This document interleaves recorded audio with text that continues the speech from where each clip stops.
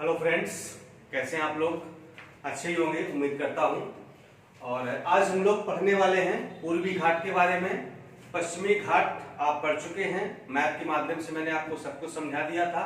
जो भी वहां की इंपॉर्टेंट चीजें थी जो परीक्षा के उपयोगी हैं, सब कुछ A to Z मैंने आपको बता दिया था। आज ठीक उसी प्रकार से हम लोग पढ़ने वाले हैं पूर्वी घाट के बारे में। ठीक है, तो पहले हमने इधर से डायग्राम बनाया था, क्योंकि पश्चिमी घाट पढ़ाना था। आज हमने ये मैप इधर का आधा बनाया हुआ है इंडिया का, और आज आपको बताना है पूर्वी घाट के बारे में। ठीक है, तो पूर्वी घाट देखिए स्टार्ट कहां से होता है, कहां तक इसका विस्तार है, पैसे इसको हम पहले जान लेते हैं। ठीक है, तो इसका जो विस्तार है वो महानदी के दक्षिण से नीलगिरी पहाड़ियों तक है। ठीक है, ये महानदी यहाँ पर महानदी बहती है, तो यहां से लेकर के यहां तक ऐसे ऐसे चला आता है।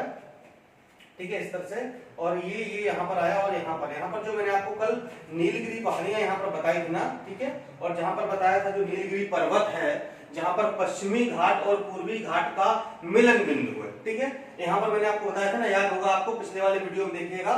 तो यहां से लेकर के पूर्वी घाट स्टार्ट होता है और कहां तक जाता है, महानदी यहाँ पर जो बहती, तो महानदी के यहाँ तक जो है ये दक्षिण तक जाता है। ठीक है, तो ये इसका विस्तार है कि महानदी के दक्षिण से नीलगिरी पहाड़ियों तक इसका विस्तार मिलता है। और इसकी जो कुल लंबाई है यहाँ से लेकर के यहाँ तक की, वो लगभग 1300 किलोमीटर है। ठीक, कितनी है? 1300 किलोमीटर है। इसकी ऊंचाई 600 मीटर के आसपास है। ठीक है, कहीं पर आपको 615 मिल जाएगा, तो लगभग 600 किलोमीटर इसकी ऊंचाई है। और इसकी चौड़ाई है वो उत्तर में, यानी कि इस साइड उत्तर में 190 किलोमीटर है, और दक्षिण में आपकी 75 किलोमीटर के आसपास मिलती है। ठीक है, तो ये तो इसका हो गया विस्तार। ठीक है, दूसरी बात ये समझिए कि जिस तरीके से हम लोगों ने पश्चिमी घाट देखा था, पढ़ा था, वो क्या था, एकदम क्रमबद्ध रूप से, निरंतर रूप से था। ठीक है, मतलब एक जो है क्रम था। लेकिन यहाँ पर जो पूर्वी घाट है ये क्रमबद्ध नहीं है, निरंतर नहीं है, बल्कि बीच में कैसा है, कटा फटा। देखिए मैंने आपको पहाड़ियां बनाई हुई है, महेंद्रगिरी पर्वत है, ये नल्लामलाई है, ये बेलीकोंडा है, ये जवादी है, शिवाराय है, पंचामलाई है। ठीक है, तो क्यों मैंने कटा फटा क्यों बनाया है? क्योंकि निरंतर है ही नहीं, क्रमबद्ध नहीं है। क्यों नहीं क्रमबद्ध? इसका कारण क्या है? इसलिए चूंकि जो पठार का ढाल है, जो पूर्वी घाट का ढाल है, वो पश्चिम से पूर्व की ओर है, यानी कि पश्चिम से पूर्व की ओर इसका ढाल इस तरीके से है। तो जो दक्षिण भाग की नदियां बहती हैं वो इसी पूर्वी घाट से होकर के बहती हैं। तो इन नदियों ने इस घाट को जगह जगह काट दिया है। जगह जगह काट देने की वजह से ये निरंतर नहीं बचा है, बल्कि पहाड़ियों के रूप में बीच बीच बचा हुआ है। इसीलिए जो पठार का ढाल है वो पश्चिम से पूर्व की ओर है, क्योंकि नदियों ने इसे काट दिया है। ठीक है, इसलिए इसका जो है ये क्रमबद्ध या निरंतर रूप नहीं मिलता है, ध्यान रखिएगा। ठीक है, और इसे अलग अलग राज्यों में स्थानीय नाम से भी जाना जाता है पूर्वी घाट को। ठीक है, पूर्वी घाट को अलग अलग राज्यों में स्थानीय नाम से जाना जाता है, जैसे कि आंध्र प्रदेश में नल्लामलाई, पालकोंडा और बेलीकोंडा के नाम से जाना जाता है। ठीक है, तेलंगाना में इसको शेषाचलम के नाम से जाना जाता है, और तमिलनाडु में इसको जवादी, शिवाराय, पंचामलाई, शिरुमलाई आदि के नाम से जाना जाता है। ठीक है, और इसका जो सबसे ऊंचा स्थान है वो है अरोयाकोंडा।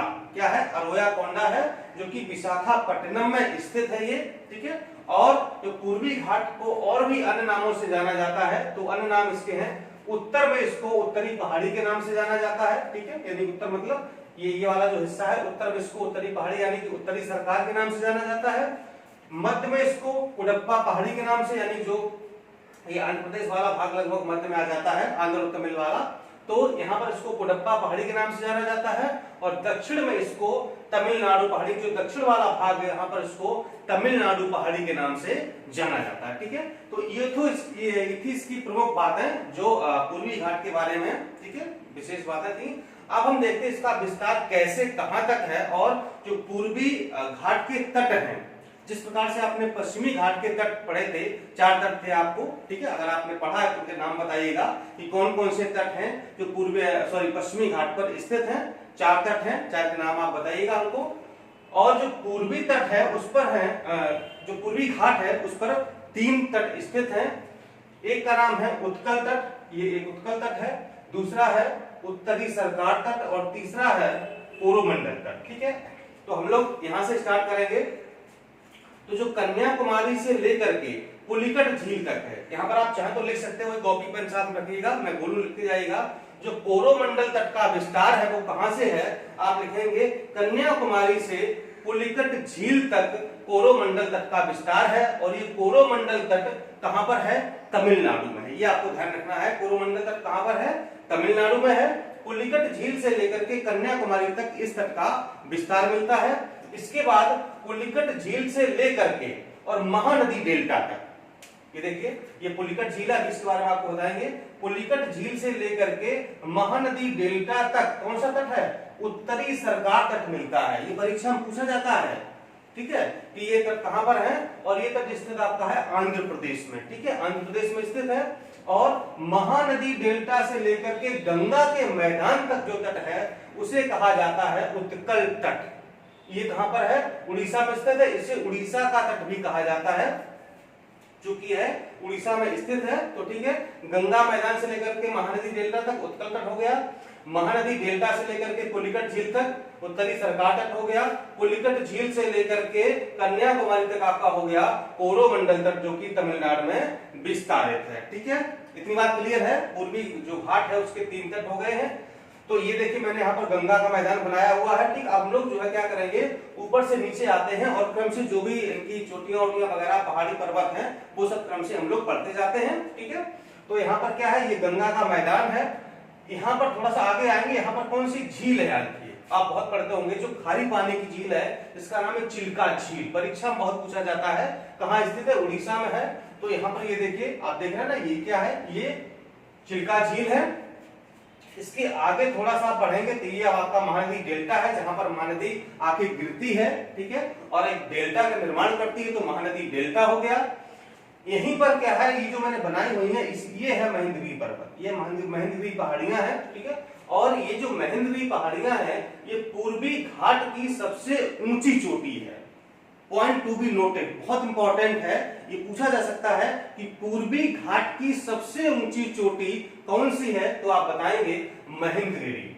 इसकी ऊंचाई लगभग 1501 मीटर है और ये उड़ीसा के गंजाम जिले में स्थित है महेंद्रगिरी पर्वत। ठीक है, पूर्वी घाट की सबसे ऊंची चोटी है। इसके बाद यहाँ ये गोदावरी नदी बहती है, ये गोदावरी आपका डेल्टा है, तो गोदावरी नदी बह करके गोदावरी डेल्टा बनाती हुई गिर जाती है बंगाल की खाड़ी में। ठीक है, और इसके बाद हम आते हैं कहां पर, एक ये पहाड़ी है, एक ये पहाड़ी है। ठीक है, तो इसका नाम है नल्ला मलाई और दूसरी है वेलिगोंडा। ठीक है, नल्ला मलाई और वेलिगोंडा दोनों आंध्र प्रदेश में स्थित हैं। ठीक है, ध्यान रखिएगा, खाली इतना जानिए कि दोनों कहां पर हैं, आंध्र प्रदेश में स्थित हैं। इनके बारे में कोई खास विशेष जानकारी नहीं है, मतलब कोई विशेष महत्व नहीं है, बस नाम याद है, नल्ला मलाई और वेलिगोंडा आंध्र प्रदेश में स्थित हैं। इसके बाद हम लोग आते हैं थोड़ा नीचे, तो यहाँ पर आपको दिख रहा है कृष्णा। ठीक है, कृष्णा, ये कृष्णा नदी यहाँ पर आ रही है और कृष्णा नदी आकर के क्या करती है, कृष्णा डेल्टा का निर्माण करती है और यहीं पर ये गिर जाती है। ठीक है, तो कृष्णा नदी कृष्णा डेल्टा का निर्माण करती है और जो कृष्णा डेल्टा है वो बहुत बड़ा डेल्टा है और इसी कृष्णा डेल्टा में पुलिकट झील स्थित है। देखिए कृष्णा नदी डेल्टा में स्थित कौन सी, पुलिकट झील, बहुत फेमस है, कई बार पूछा गया, एक बार नहीं हजारों बार पूछा गया है। पीसीएस जैसी परीक्षाओं में, आईएएस में, लोअर पीसीएस में, समीक्षा अधिकारी में कई बार पूछा गया है पुलिकट झील के बारे में। ठीक है, अब देखिए इसको जान लीजिए, बहुत इंपॉर्टेंट है, बड़ा कंफ्यूजन यहाँ रहता है ये स्थित कहां पर है। ठीक है, तो ये ना तो आंध्र प्रदेश में है ना ही तमिलनाडु में है, बल्कि ये आंध्र प्रदेश व तमिलनाडु की सीमा पर स्थित है। अगर प्रश्न ऐसा पूछा जाए कि वास्तव में कहां स्थित है, तो यह आंध्र प्रदेश और तमिलनाडु की सीमा पर स्थित है और इसी पुलिकट झील में श्री हरिकोटा द्वीप स्थित है, जहां से ये मिसाइल वगैरह, रॉकेट वगैरह छोड़े जाते हैं, जहां पर लॉन्च पैड है, जो श्री हरिकोटा द्वीप उड़ीसा में है, सॉरी आंध्र प्रदेश में है ये। ठीक है, तो ये जो है यहीं से क्या होता है, मिसाइल वगैरह छोड़ी जाती है। तो जो पुलिकट झील है, पुलिकट झील में ही श्री हरिकोटा द्वीप स्थित है, ये भी परीक्षा में कभी कभी पूछ लिया जाता है। ठीक है, तो याद रखिएगा पुलिकट झील के बारे में।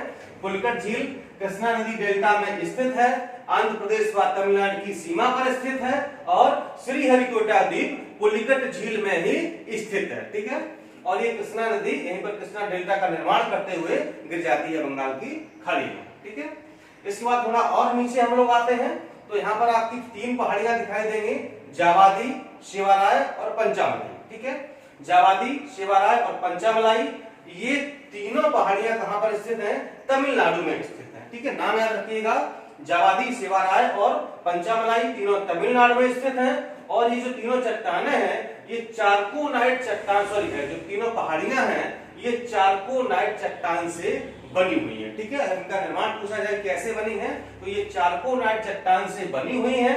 और यहाँ पर इन पहाड़ियों में क्या है? चंदन व सागौन के वन पाए जाते हैं। ठीक, जो आपने सुना होगा कि चंदन तस्कर वीरप्पन जो मारा गया है, चंदन तस्कर वीरप्पन, वो इन्हीं जो है पहाड़ियों में, जंगलों में रहता था और चंदन का क्या करता था? अवैध कारोबार करता था, चंदन के पेड़ कटवाता, हाथी दांत बेचता था। तो वो इसी में उसका जो है साम्राज्य था। अब तो खैर मारा गया है, आपने सुना होगा। तो चंदन और सागौन के वन यहाँ पर पाए जाते हैं। ठीक है, तो ये था पूर्वी घाट। एक चीज और जान लीजिए, तो पूर्वी तट की सर्वाधिक चौड़ाई है, जो पूर्वी घाट है, पूर्वी तट की सर्वाधिक चौड़ाई है, वो आपकी पड़ेगी तमिलनाडु में। चौड़ाई से मतलब ये है कि ये जो आप देख रहे हैं ना, ये जो पूर्वी घाट इस तरह से हमने बनाया हुआ है। ठीक, और ये घाट की सीमा यहाँ पर समुद्री सीमा है। तो ये जो चौड़ाई है, ठीक है, ये जो चौड़ाई है आप देख रहे हैं, ये चौड़ाई सबसे ज्यादा कहां पर है? तमिलनाडु में है। ठीक है, तो अगर परीक्षा में इस तरह से पूछा जाए कि पूर्वी तट की सर्वाधिक चौड़ाई किस राज्य में है, तो आप बताएंगे कि तमिलनाडु में है। ठीक है, तो ये हो गया आपका पश्चिमी घाट, हो गया पूर्वी घाट, ये आपका हो गया पूरा क्लियर। ठीक है, तट भी आपने देख लिए, पश्चिमी घाट के तट और पूर्वी घाट के कौन कौन से तट हैं? तो 4 तट इधर थे, 3 तट इधर हैं।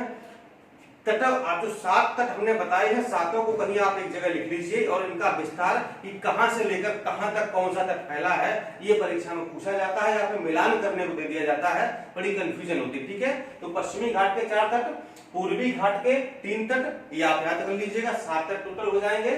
ठीक है, तो आपके तट, पूर्वी घाट, पश्चिमी घाट, यहाँ की प्रमुख चीजें सब कुछ क्लियर हो गया है। अब हम क्या करेंगे? अब हम आते हैं सीधे सीधे किस पर? भारत के अपवाह तंत्र पर। ठीक है, यानी कि भारत की नदियां। अब भारत की नदियां 2 प्रकार से होंगी, एक उत्तर भारत की नदियां और एक दक्षिण भारत या फिर प्रायद्वीपीय भारत की नदियां। बहुत ज्यादा इंपॉर्टेंट टॉपिक है, यहाँ से प्रश्न हमेशा पूछा जाता है, नदियों वाले चैप्टर से आता ही आता है, इसलिए हम लोग उसको बहुत ही विस्तार से पढ़ेंगे, क्रमबद्ध रूप से पढ़ेंगे। पहले उत्तर भारत की नदियां पढ़ेंगे, फिर दक्षिण भारत की नदियां पढ़ेंगे, इस तरीके से हम लोग आगे पढ़ाई करेंगे। ठीक है, हिस्ट्री का वीडियो भी आपको जल्दी मिलने वाला है, करंट का वीडियो भी आपको जल्दी मिलेगा। ठीक है, और कोशिश हमारी यही है कि जो हमारी 20 तारीख को परीक्षा है, 20 अक्टूबर को, उससे पहले मैक्सिमम सिलेबस को कवर किया जा सके जो परीक्षा में आने वाला है। ठीक है दोस्तों, नमस्कार, धन्यवाद।